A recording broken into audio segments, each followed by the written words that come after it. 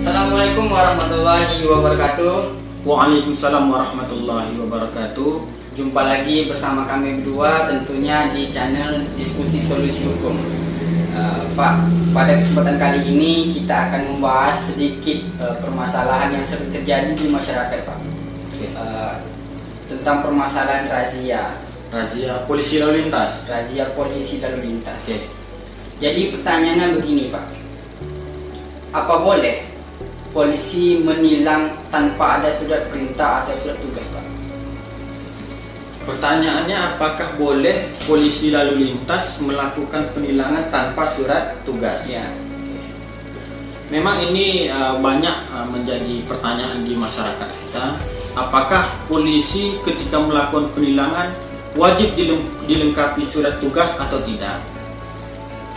Yang pertama dulu kita bahas masalah tilang. Secara sederhana, tilang merupakan penindakan polisi lalu lintas atau pegawai negeri sipil yang berwenang terhadap adanya pelanggaran lalu lintas. Jadi bentuknya itu tilang dari kalimat bukti tilang sebenarnya. Nah, penindakan dari Polantas atau polisi tersebut terbagi menjadi dua. Yang pertama apa, Pak?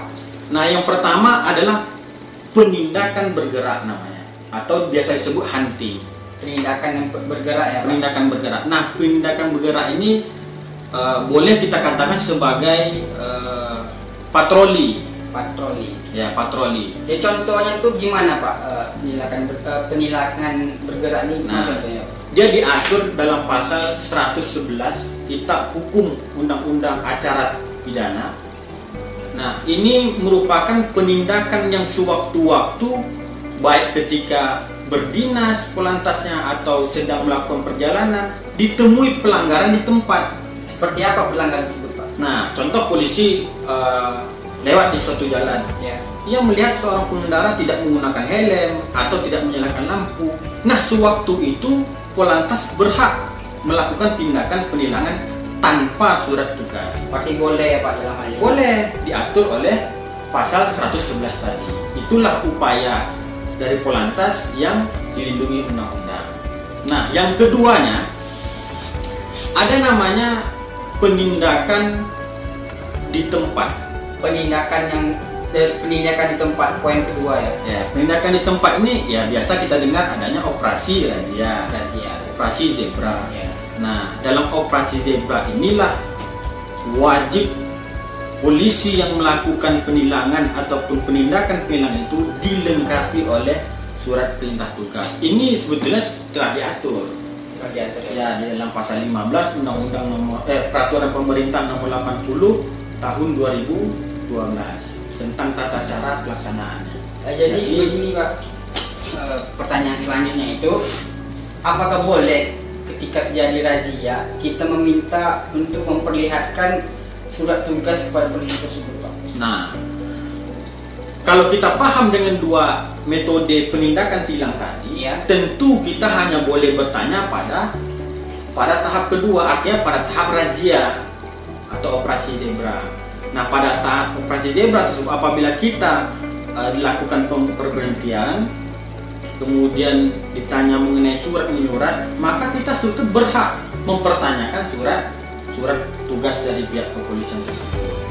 Nah, di situ juga kita boleh, tapi perlu juga digarisbawahi, kita mempertanyakan pihak kepolisian atau polisi lalu lintas itu tentu dengan nada yang sopan, kemudian dengan etikat yang baik, dengan tidak menantang mereka secara hukum.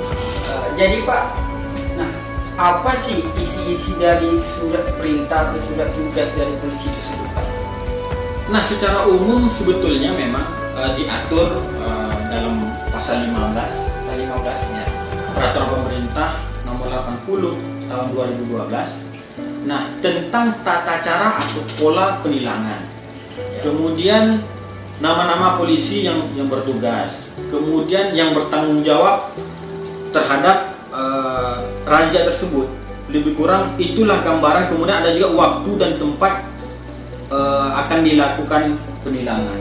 Jadi lebih kurang itu isi dari surat tugas. Nah, perlu juga kita ketahui buat rekan-rekan yang tertarik untuk membahas tilang ini dapat membaca detail tentang Peraturan Pemerintah Nomor 80 Tahun 2012 itu tentang cara polisi melakukan penilangan, melakukan razia, kemudian syarat-syarat razia itu tertulis lengkap. Nah, terhadap pelanggaran-pelanggaran lalu lintas itu diatur di Undang-Undang Lalu Lintas Nomor 22 Tahun 2009.